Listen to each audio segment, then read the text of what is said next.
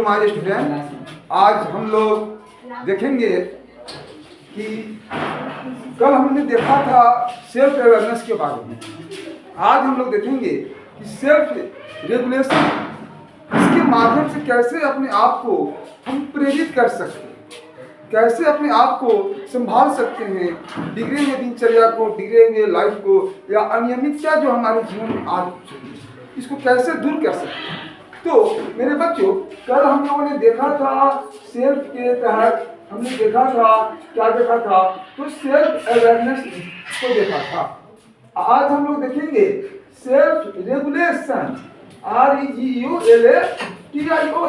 Regulation, यानी इसका meaning जो हुआ नियमित होगा, नियमित, यानी कि आप अपने आप को किस तरह से नियमित कर सकते हैं। जैसे कि एक डिसिप्लिन होना चाहिए आपकी जीवन। मान लेते हैं कि आपका जीवन मेरे बच्चों सही से आपका दिनचर्या नहीं चल पा रहा है, पढ़ाई पर ध्यान नहीं दे रहे, फोकस नहीं कर पा रहे हैं, आप होमवर्क नहीं करते हैं, क्लास में आप पनिश होते हैं, फिर जो है ना हर जगह डांट सुनते हैं, फटकार सुनते हैं।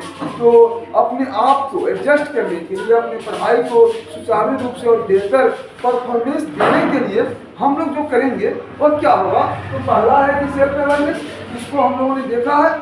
अगर जो बच्चे नहीं देखे होंगे और सुमन सर STM चैनल पर जाकर देख सकते हैं। और दूसरा जो पार्ट 2 के अंतर्गत हम लोग देखेंगे सेल्फ रेगुलेशन। तो इसमें क्या होता है कि आपका नियमित होना जरूरी है।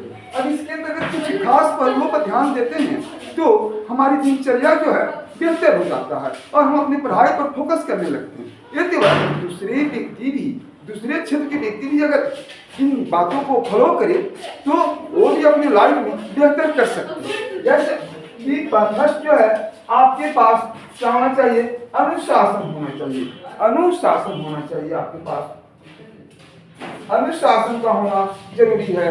यानी कि आप एक रूटीन बनाइए अपने पढ़ने के लिए, यानी कि जगने के लिए, सोने का रूटीन, यानी कि क्लास जाने का, लंच का, फिर जो है ना बाथरूम जाने का, फिर जो है मार्केट जाने का, फिर जो है ना प्ले ग्राउंड में जाने का, यानी कि हर चीज़ों के लिए आप एक रूटीन बनाइए और उस रूटीन को एक अनुशासन के तहत फॉलो कीजिए ताकि आप जो है ना बेहतर कर सकें।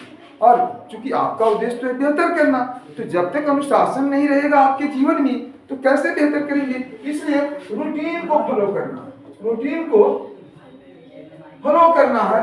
आपको 5 बजे जगना है तो 5 बजे ही जगना है, यानी कि 5:15 नहीं होना चाहिए। थोड़ी कठिनाई तो होगी यानी कि शुरुआती दौर में, बट धीरे धीरे आपका जो है एक आदत सा लगता जाएगा और जो है आप बेहतर करने लगेंगे, यानी कि आप उस रूटीन के अभ्यस्त हो जाएंगे और 5 बजे जगने लगेंगे। मैं खुद की बात बताता हूँ, 6 बजे जगने वाला व्यक्ति, यानी कि जब सोच लिया यहाँ बजे मुझे क्लास को करना है, 4:30 में जगना है, तो दो चार दिन ही कठिनाई है और फिर 4:30 के आसपास मेरा नींद स्वतः खुल जाता है, मेरी आंखें खुल जाती है और लगता है कि ना क्लास का या ट्यूशन का टाइम हो गया, मुझे जगना चाहिए। उसी तरह मेरे बच्चों, यदि आप भी फॉलो करते हैं, उस रूटीन को आप मेंटेन करते हैं, तो क्या होगा ना कि आप भी जगने लगेंगे। और क्या होगा ना कि जैसे मान लेते हैं कुछ बच्चे हैं कि सोचते हैं कि आज हमको एक लेसन जो है पूरा कर देना है, तो इस लेसन को क्या होता है ना, कुछ देर तो बड़ी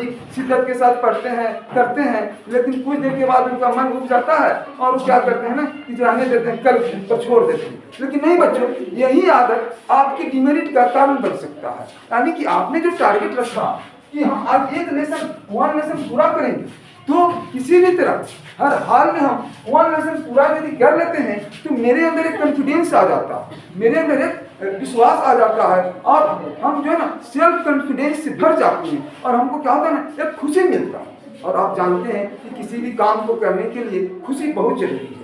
जब आप खुश हो जाएंगे तो आपको अगला वर्क करने में क्या होगा ना बेहतर मदद मिलेगा, हेल्प मिलेगा आपको इन बातों से जिसको आपने पूरा किया है, जिस टारगेट को आपने अचीव किया। तो फर्स्ट क्या होना चाहिए कि रूटीन को मेंटेन करना। दूसरा, उस रूटीन के अनुसार जो आपने तय किया है, जो वर्क तय किया है, उस वर्क को क्या है ना कि किसी तरह से पूरा करना, अचीव कर लेना, उस टारगेट को फुलफिल कर लेना ही आपका उद्देश्य होना चाहिए। दूसरी बात है, रेगुलेशन ऐसा नहीं है कि 2-4 दिन पढ़े फिर गैप कर दिए, हाँ भाई अब 2-4 दिन के बाद करेंगे, 2-4 दिन को ढंग से पढ़े यानी कि 6-6 घंटा पढ़े और 2-4 दिन गैप करके 1-1 घंटा पढ़े। नहीं, आप 2 घंटा ही पढ़े लेकिन नियमित पढ़िए। रेगुलेशन होना चाहिए आपके अंदर, रेगुलेट होना चाहिए, आपकी दिनचर्या नियमित होनी चाहिए। और यानी कि आपका जो नियंत्रण जो होना चाहिए, नियमित और नियंत्रण ये दोनों जो है ना यानी कि होना चाहिए। यहाँ पर रेगुलेशन मीन्स कहने का मतलब नियंत्रण जो है ना यानी कि आपकी रूटीन पर नियंत्रण होना चाहिए, सेल्फ का, खुद का, ताकि जो है ना आपका नियंत्रण नियमित रहे आपके ऊपर। यानी कि ऐसा नहीं है कि आपका नियंत्रण हट जाए और आप अपनी दिनचर्या को नियमित रूप से फॉलो नहीं कर पाए। इसलिए मैंने रेगुलेशन का मीनिंग नियमित बताया, ताकि आपके रूटीन पर आपका खुद का नियंत्रण हो, सेल्फ नियंत्रण हो। और धीरे धीरे आप देखेंगे कि छोटे छोटे वर्क को जब आप टारगेट को फुलफिल जब करने लगेंगे, छोटे छोटे वर्क को जब अचीव कर लेंगे ना, तो धीरे धीरे बड़ा से बड़ा वर्क भी आपके सामने आएगा ना, तो आप उसको अपनी सेल्फ कंट्रोलिंग के द्वारा यानी कि उसको आप नियमित रूप से फुलफिल कर पाएंगे। और फुलफिल जब कर लेंगे तो आप देखेंगे ना, आप सेल्फ कॉन्फिडेंस आपके अंदर आ जाएगा और आप कुछ भी करने के लिए क्या होता है ना कि एबल हो जाते हैं। अब बच्चों में बताना चाहता हूँ आपको, यह है ना कि तीसरा जो थर्ड जो इसका आता है, और हम देख सकते हैं कि सेल्फ मोटिवेशन स्वयं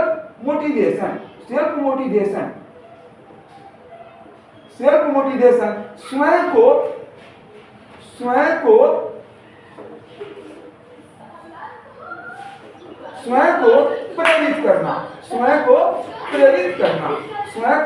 प्रेरित करना। मेरे बच्चों, ऐसा है ना कि हम लोग दूसरे की बात तो सुनते हैं, दूसरे से प्रेरित होना चाहते हैं कि दूसरा को जाकर हमको प्रेरित करे, दूसरा को समझाए, बट आपके अंदर ऐसी चीजें विद्यमान हैं, ईश्वर जो गॉड गिफ्टेड दिए हैं कि आपके अंदर ऐसी चीजें भरी हुई हैं कि आप अपने आप को मोटिवेट कर सकते हैं, अपने आप को जागृत कर सकते हैं, स्वयं को जगा सकते हैं। बस जरूरत है थोड़ा देर सोचने की, थिंक करने की। हम लोग तो इसे फास्ट लाइफ में ना भागम भाग की दौर में भागते रहते हैं, सुबह से शाम तक पता ही नहीं चलता कि हम कहाँ हैं, क्या कर रहे हैं, नहीं कर रहे हैं। बट थोड़ा देर के लिए दिन ही कम से कम हाफ आवर यानी कि अपने आप के लिए निकालना चाहिए, खुद को देखना चाहिए, एनालिसिस करना चाहिए कि हम क्या कर रहे हैं, नहीं कर रहे हैं, इसका मीनिंग क्या है, इसका क्या परिणाम क्या है ना रिजल्ट आएंगे। इन सब बातों का विश्लेषण करना चाहिए। और इसके बाद विश्लेषण करने के तुरंत बाद क्या होना चाहिए, कहीं टहलते हुए, कहीं बैठे हुए एकांत में समय को अकेला अपने आप को रखिए आधे घंटा, और उस दौरान क्या कीजिए ना कि अपने आप से बातें कीजिए।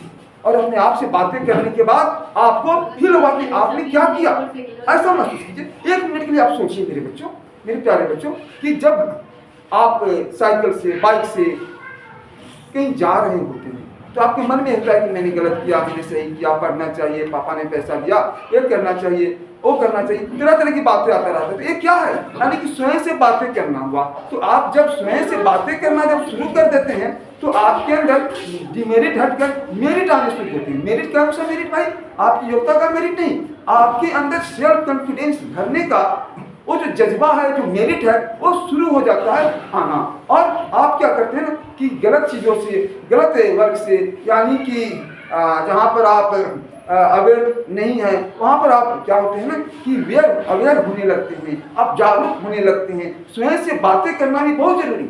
मैं आपसे पूछता हूँ, एक बात बताइए कि आप में से कितने ऐसे बच्चे हैं, अपने मम्मी पापा से जाकर पूछिए, अपने खुद से पूछिए कि आप अपने आप को या अपने चेहरा को कितना सेकेंड देखते हैं, ध्यान से कितना देखते हैं। शायद जवाब मिलेगा कि नहीं, एक पल भी नहीं अपने आप को आप समय दे पाते हैं। जब आप अपने आप को थोड़ा देर के लिए समय देते हैं ना, तो पता चलता है ना कि हमको क्या करना चाहिए, लाइफ में क्या करना है, मेरा गोल क्या है, क्या टारगेट है, हमको क्या अचीव करना है। तो आपको अपने आप से बातें करनी है। तो सेल्फ मोटिवेशन के तहत यानी कि खुद से बात कीजिए, खुद से आप अपने आप से जो है ना स्वयं से बातें कीजिए।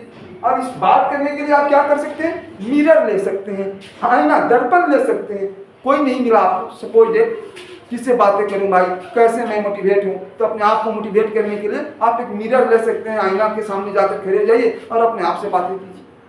माता पिता तो बहुत बार मोटिवेट किए कि अरे छोटू तुमने तो 6th में 10th में 9th में इतना बेहतर परफॉर्मेंस किया, आगे भी तुम कर सकता है, तुम्हारे अंदर वो है, ललक है, तुम्हारे अंदर जज्बा है, तुम्हारे अंदर मेरिट है, लेकिन हो सकता है कि कुछ कारणों से तुम पीछे रह गए, तुम जगाओ अपने आप को। तो ऐसा तो दूसरे करते हैं, मैं आपको मोटिवेट करते हैं, ठीक है। दूसरा कोई मोटिवेट कब तक करेगा भाई, नहीं कोई रहा तो, जब आपको मोटिवेशन की जरूरत पड़ी तो क्या करेंगे, उस स्थिति में अपने आप को मोटिवेट करना सीखिए। और इसके अंतर्गत सबसे पहला फर्स्ट वर्ड होना चाहिए कि खुद से बातें करना सीखिए। और इसके लिए आईना आपका बेहतर साथी हो सकता है, फ्रेंड हो सकता है। जब आप आईने में खुद को देखकर खुद से बातें कीजिएगा तो आपका क्या होगा ना, बेहतर है ना, धीरे धीरे एक स्किल डेवलप होना शुरू हो जाएगा। आपको अपने अंदर जो है ना एक आत्मविश्वास भरना शुरू हो जाएगा। आपकी बुराइयां जो है ना धीरे धीरे क्या होगी, आपकी बुराइयां छटनी शुरू हो जाएगी, यानी कि कम होते शुरू हो जाएंगे, होना शुरू हो जाएंगे, आपकी बुराइयां कम होना शुरू हो जाएंगे। और फिर इसके बाद देखते हैं एक मानव विज्ञान में आता है, एक टर्म दिया गया है मानव विज्ञान में, ह्यूमन साइंस में, कि सेल्फ सजेस्टिव मोड आता है। सेल्फ सजेस्टिव मोड आता है, यानी खुद को सलाह देना। आपने कभी, आपको याद नहीं होगा, लेकिन ऐसा करते होंगे कभी कभी, क्या करते होंगे, तो खुद को सलाह देते हैं कि अरे यार हमको ये करना चाहिए, वो करना चाहिए, अच्छा ऐसा कर लेते तो बेहतर, इस तरह से कर लेते ना तो बेहतर होता, ऐसा करते तो क्या होता ना कि हमारे लिए, हमारे जीवन के लिए सुंदर होता। तो यही हुआ, अपने आप को सजेस्टिव मोड में लाना। तो ये हम कभी कभी करते हैं और चेतन मन की स्थिति में करते हैं। इसी बात को हमको एक नियमित रूप से रेगुलेशन के तहत, यानी कि क्या करना है, हमको प्रत्येक दिन जो आधे घंटे मैंने कहा आपको कि समय निकालना है आपको, उस दौरान सेल्फ सजेस्टिव मोड में अपने आप को सलाह देना है कि हमको ये चीजें करनी है, ये काम करना है, ये बातें करनी है। और इस तरह से ये जो मानव विज्ञान का जो है ना बहुत बड़ा पार्ट है, ह्यूमन साइंस बताता है कि सेल्फ सजेस्टिव मोड में जब हम कुछ अपने आप को सलाह देते हैं, ठीक है, तो हमारे लिए बहुत ज्यादा क्या होता है ना, फिर प्रभावकारी होता है और हमारे लिए पॉजिटिव रिजल्ट देता है। तो मेरे बच्चों, मेरे स्टूडेंट प्यारे बच्चों, आज तो बहुत ज्यादा गर्मी है और धूप भी निकली हुई है, तो आज इतना ही रहने देते हैं। मुझे उम्मीद है कि आप लोग करेंगे। Thank you, very very thank you.